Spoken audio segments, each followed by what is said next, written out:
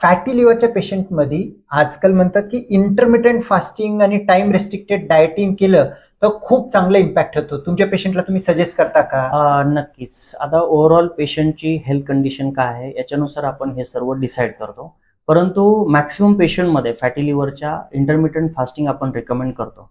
याचं कारण असं आहे की इंटरमिटंट फास्टिंग म्हटलं की त्याचे काही बेसिक प्रिन्सिपल्स असतात. जसं आपण इटिंग विंडो किंवा फास्टिंग विंडो अशा 2 विंडो असतात. इटिंग विंडो म्हणजे खाण्याची टायमिंग बरोबर, आणि फास्टिंग विंडो म्हणजे उपाशी राहण्याची टायमिंग. अगदी बरोबर. सो फास्टिंग विंडोचं जर आपण कन्सिडरेशन केलं तर हे मिनिमम टू मॅक्सिमम आपण ठरवू शकतो. म्हणजे मिनिमम 8 तासाचं असावं, मॅक्सिमम ते 10 ते वर्स्ट केसमध्ये 12 तास आपण ठेवू शकतो.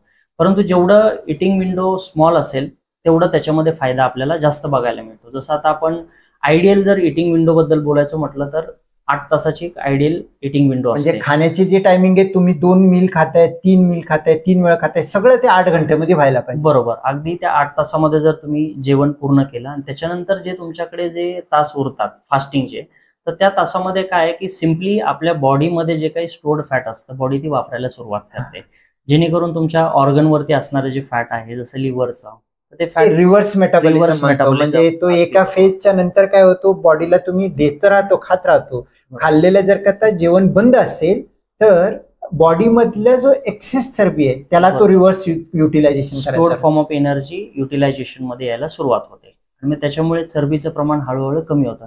आणि हे जेवढं तुम्ही लॉंग रन मध्ये फॉलो कराल तेवढं तुम्हाला त्याचे परिणाम चांगले दिसायला लागतात. ओके, अगदी बरोबर. आणि हा टाइम रिस्ट्रिक्टेड डाएट हा काय भानगड आहे? टाइम रिस्ट्रिक्टेड याच्यामध्ये काही विशिष्ट टाइम्स असतात ज्या टायमिंग मध्ये आपल्याला खायचं असतं. जसं आपण सकाळी उठतो तर सकाळी उठल्याच्या नंतर समजा 2 तासानंतर जेवणं, 3 तासानंतर जेवणं वगैरे, किंवा एक विशिष्ट टायमिंग मध्येच खाणं, तर ह्याला आपण टाइम रिस्ट्रिक्टेड डाएट म्हणतो. त्याचे आपल्याला बऱ्यापैकी बेनिफिट बघायला मिळतात.